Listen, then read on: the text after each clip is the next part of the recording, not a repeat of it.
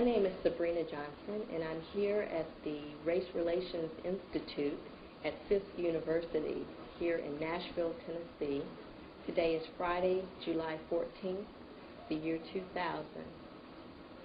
I'm classified as a non-white person, and I'm here at the Race Relations Institute because I'm interested in understanding about the system of racism-white supremacy with the intent, ultimately, of ending the system of racism-white supremacy.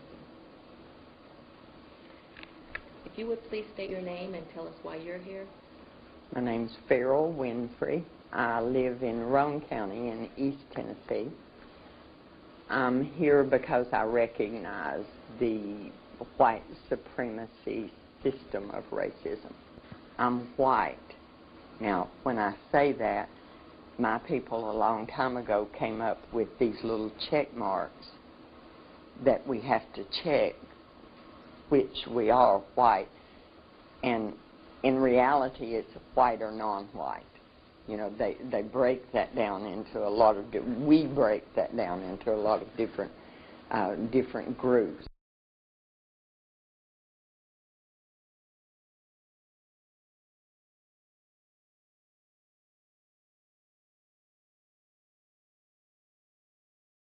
What we have done for hundreds of years, it can never be undone with words.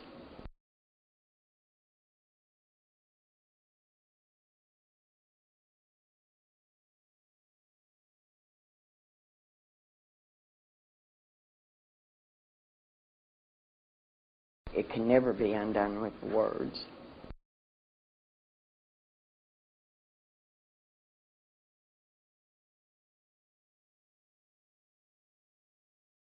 Racism is prejudice plus power. I had a conversation yesterday with a black man and he said that he knew some of his people who were racist, and I talked with him about that, because without the power to take that prejudice and actively place it into position to cause people to do or not do, then it is simply just prejudice. Without the power to take that prejudice and actively place it into position to cause people to do or not do, then it is simply just prejudice.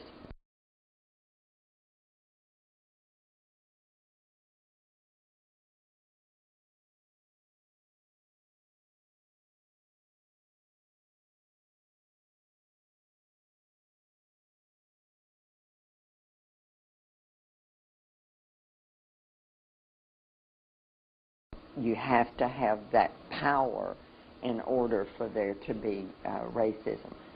And most white people would look at me and say, I don't have any power. But we do have power. We have power just getting up in the morning and looking in the mirror and not having to think about race. That places us into a position to where our minds are clear and that it's a problem that we don't have to deal with. We don't think about it because we don't have to think about it. It's not something that completely controls our lives. So there, from the very beginning, when we wake up of the morning, then we have an advantage, and that advantage comes from the color of the skin. When we go into a store and we're not assumed that we're going to be a shoplifter simply because of the color of our skin, that is an advantage. When I walk down the street and I'm more safe, now that's not saying nothing would happen ever to me, but I would be more safe walking down the street alone than you would be. That is racism, because of that unequal playing field that's there that gives me advantage simply because of the color of my skin.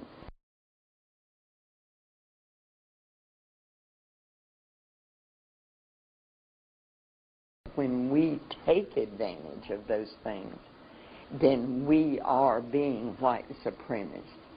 Because most people, when they think about someone that's white supremacist, they're thinking about the guy in the fatigues and he's in the woods and he's shooting and, target. But I am being white supremacist when I accept an establishment that gives me more than it gives you.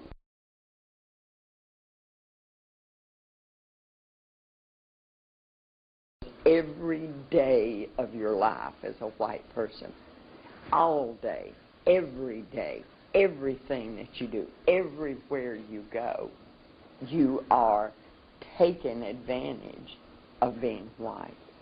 Most of my people, they don't think about that. They've never had to think about that, which is the greatest advantage of being white. They don't have to think about it.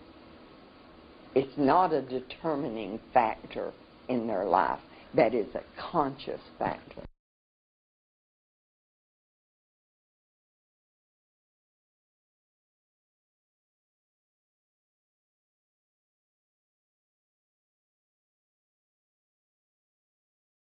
I don't actively celebrate the 4th of July because you don't have freedom.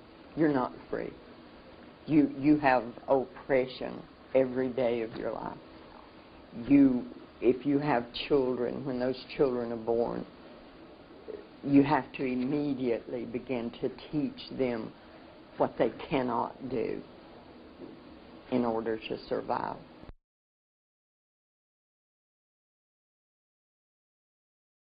The young black man he's a much different product of our oppression than what the young black man was 100 years ago.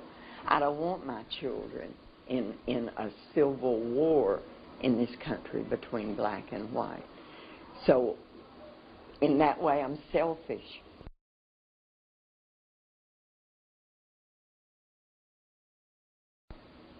I was born into a family where my father was an overt racist, my mother was a covert racist. But both of them had very strong, I always felt like my mother was more dangerous. My mother was more dangerous. My mother was more dangerous.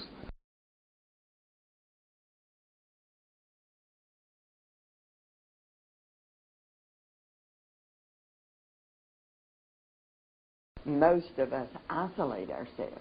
We can get up in the morning, go to work, go shopping, go do everything in our life that has to be done without coming in contact with you.